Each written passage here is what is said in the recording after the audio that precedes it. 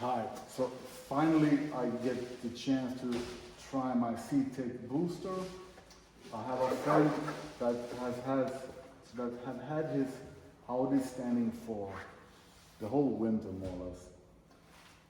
And this car has positive and negative poles here. So instead of boosting it directly to the battery, I'm going to try here on the poles that are meant for boosting and charging.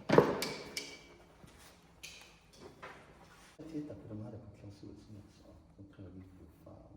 Ja, det är nog 4000 spänn som på den. Ja, de hade två varianter. Ja. En på mindre och en större. En för den gick på 3, en på 4. Så var det en boost-knapp. Är det den då? Okej. Ja. Det är positivt att hjälpa dig. So I activated the boost when I pressured that button on the cable.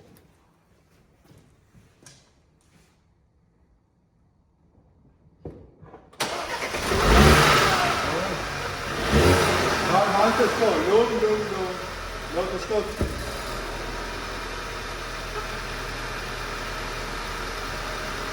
It works.